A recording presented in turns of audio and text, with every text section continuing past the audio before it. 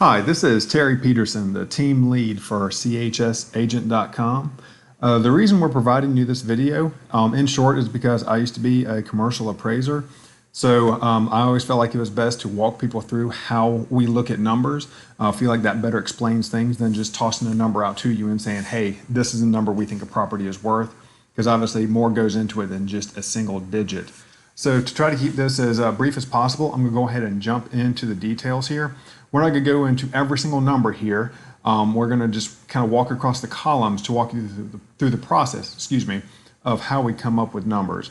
So for starters, we have information on the key property here at 201 Broad Street, unit number 1, at 1,096 square feet. It is 2-bedroom, 2-bath. Sorry, that part scrolled off there where it said year built / renovation is what that part was 2018 because it was just renovated with an asking price of $625. Now these next two sections here are the comps. One section is active and pending listings.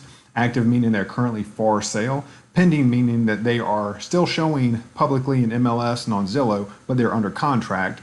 And then down here, the closed listings, the ones that had sold within a prior 6-month period of time. Now, whenever I do look for these comps, one of the things I do is try to keep it in perspective. So I did only look within properties that were within 1 block of that park that this that 201 Broad Street is located on. So these are properties that they're not oceanfront waterfront. They are within at least a block or within viewing distance of the water feature that 201 Broad Street has the benefit of seeing.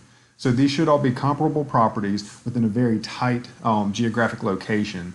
I did remove all the listings that were also in 201 Broad Street. There were other units available, but considering that all the other units in 201 Broad Street are listed, we don't have any sale prices on those.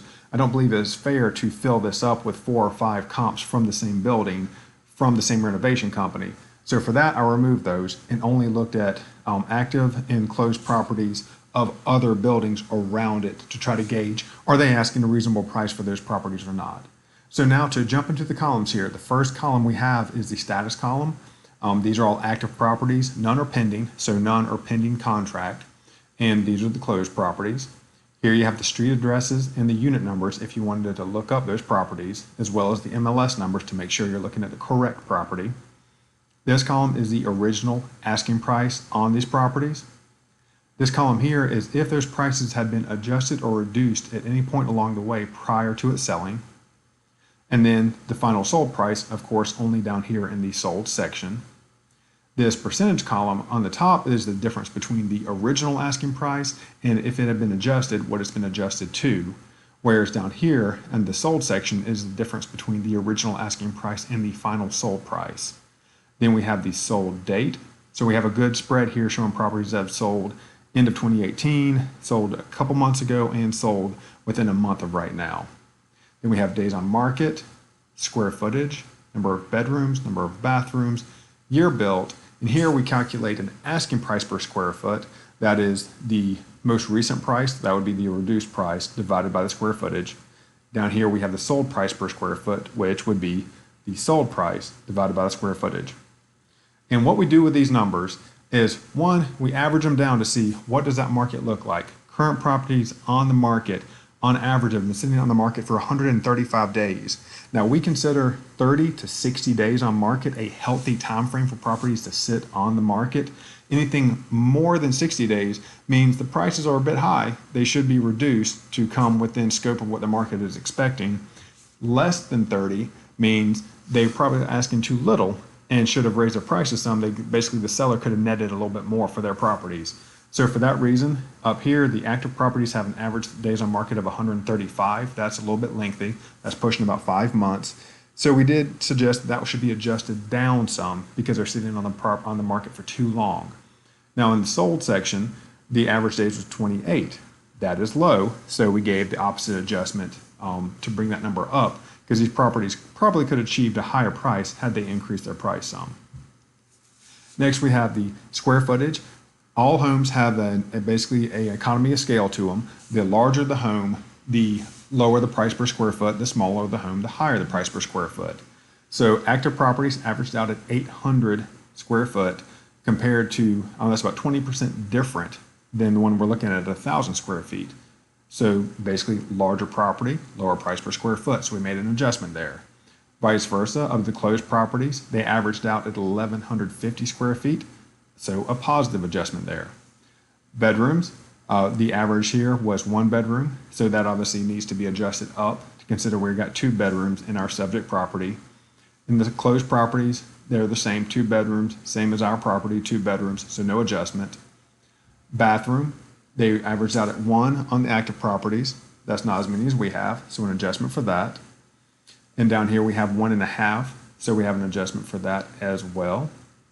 Now we're looking at year built. Now this was a funny one to look into because basically these buildings are all generally incredibly old buildings. It's just a matter of how recently they've been renovated.